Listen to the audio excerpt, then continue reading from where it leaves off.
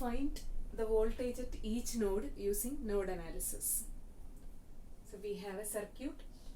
We have to calculate voltage at each node using node analysis. So here, first of all, we have to choose the reference node. So this will be our reference node, and this will be having a voltage 0. So this is our reference node. That means all these points together acts as the reference node. Now select all the multiples nodes of the circuit. So this will be 1 and this will be 2. Now assign voltages to the multiple nodes. So this is V1 and this is V2. So node 1 is assigned with a voltage V1 and node 2 is assigned with a voltage V2. Now consider each of the nodes individually and apply Kirchhoff's current law. So before that, we have to mark the current through the various branches meeting at the selected nodes. So for node 1, there are 3 branches. So mark currents through all the branches, and all the currents should be marked as leaving from the node. So let this be I1, I2 and I3. So this is I4, I5 and I6. So all the currents are marked as leaving from the selected nodes. Now apply Kirchhoff's current law to each of the nodes. So for that, select node 1 and apply KCL, Kirchhoff's current law.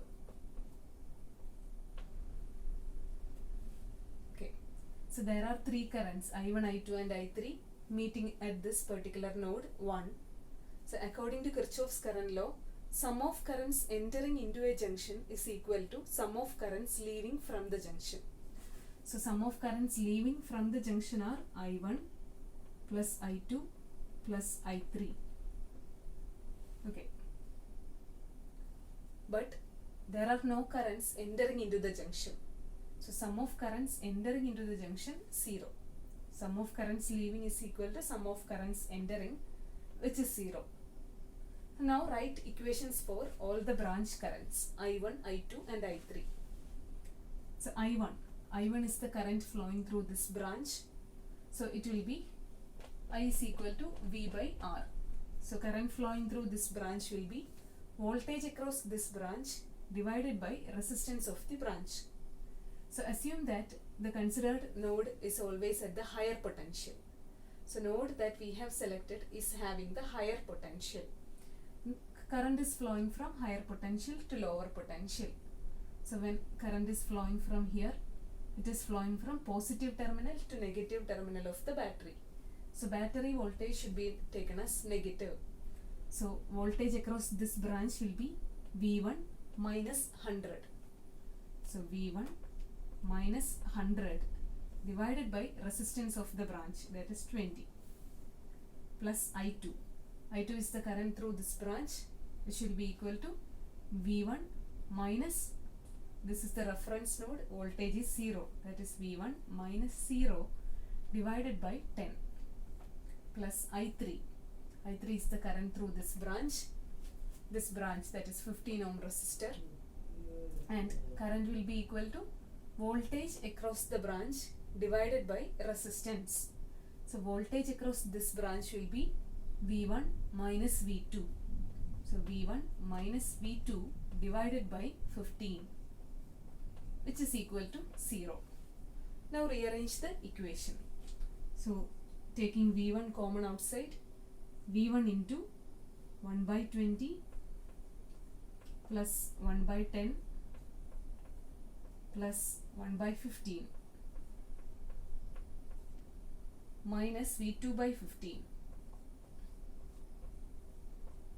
which is equal to, taking all the constant terms to the right hand side. Constant terms are minus 100 by 20, minus 100 by 20 only. So it will be plus 100 by 20. So solve these terms, 1 by 20 plus 1 by 10 plus 1 by 15 and the term 1 by 15. So on solving, the equation becomes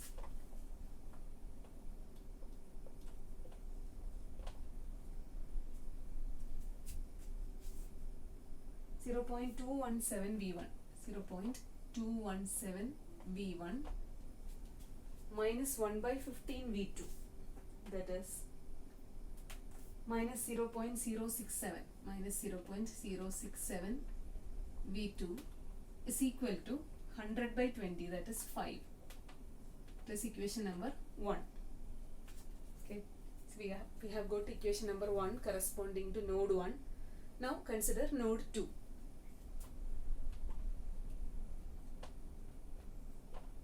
Apply Kirchhoff's current law.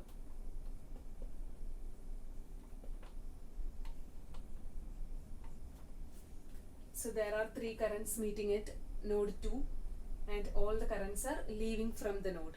And according to Kirchhoff's current law, sum of currents entering into the node is equal to sum of currents leaving from the node. So there are no entering currents at node 2. So sum of currents leaving will be 0. I4 plus I5 plus I6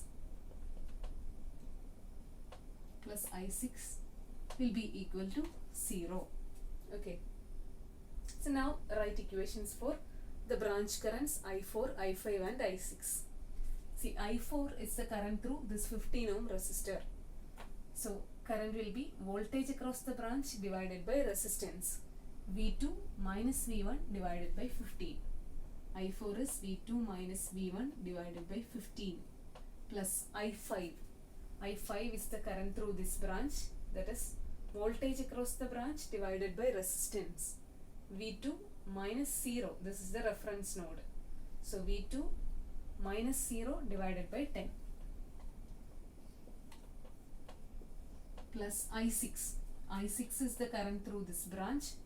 So voltage across the branch is V2 plus 80 volt. Current is flowing from negative to positive of the battery. So V2 plus 80 divided by resistance of the branch is 20, and this will be equal to 0. Now rearrange this equation also. So taking V2 common, we will get V2 into 1 by 15 plus 1 by 10 plus 1 by 20 minus V1 by 15 equal to, take the constant term to the right hand side, that is 80 by 20. On the right hand side it will become minus 80 divided by 20. Now solve this equation. Simplify these terms. We will get 0.217 V2 minus 0.067 V1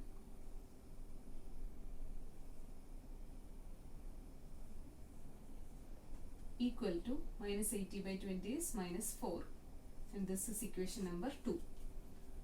So corresponding to the two selected nodes, we have got two equations.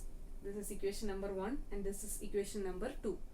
Now same as in the case of mesh analysis, we can solve these two equations using Cramer's rule. So we know how to apply Cramer's rule. For applying Cramer's rule, first of all, the available equations has to be arranged in a matrix form.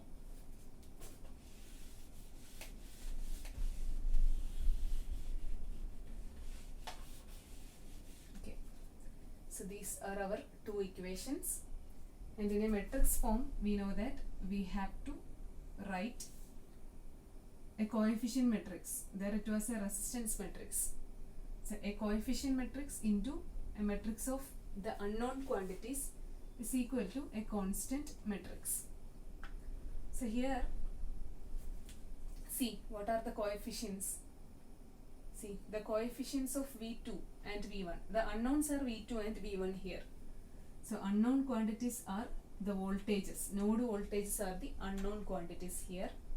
Then the terms on the right hand side denotes the currents through different branches, and the coefficient matrix, see the coefficients, coefficient of V2, 1 divided by 15, 1 by 10, see V2, 1 by 15, 1 by 10 and 1 by 20. They are the reciprocals of resistance, that is 1 by R. So a matrix 1 by R into a matrix V is equal to a matrix I. So that is I is equal to V by R, the same equation. V into 1 by R is equal to I. So when we are arranging the available equations in a matrix form, it will be like this. A matrix 1 by R into a matrix V is equal to a matrix I. Now, so if we have two equations, the coefficient matrix will be of order 2 by 2. And first row should be written from the first equation. And first row, first element is the coefficient of V1, that is 0.217. First row, second element is coefficient of V2, that is minus 0.067. And second row is written from the second equation, that is second row, first element is coefficient of V1, that is minus 0.067. Second row, second element is coefficient of V2 in the second equation, that is 0.217. So coefficient matrix into the matrix of unknowns, that is V1 and V2 here, which is equal to the constant terms on the right hand side, 5 and minus 4. Okay, this is how we can represent the KCL equations in a matrix form. Now we can calculate V1 as delta 1 by delta and V2 as delta 2 by delta, same as in the case of mesh analysis. There we have calculated the unknown currents. Here we have to calculate the unknown voltages. Okay, so V1 is equal to delta 1 by delta, where delta 1 is the determinant of that matrix, which is obtained by replacing the first column of the coefficient matrix by the current matrix or the constant matrix. So delta 1 will be the determinant of replace the first column by the voltage matrix. It is 5 minus 4. Second column as such, minus 0.067, 0.217 divided by delta is the determinant of the original coefficient matrix, that is determinant of 0.217, 0.0 minus 0.067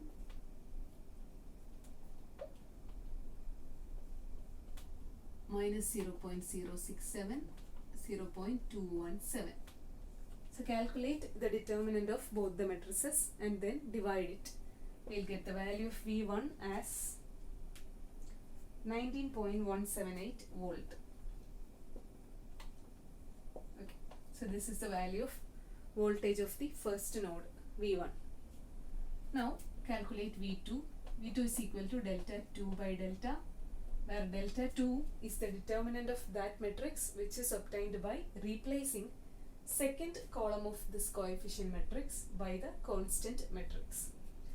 So delta 2 will be determinant of first column as such, that is 0.217 minus 0.067. Replace second column by the constant matrix, that is 5 and minus 4, divided by determinant of the original resistance matrix. We will get the value of voltage of second node V2, and that will be minus 12.51 volt. Okay, so this is how we can calculate the node voltages using node analysis method.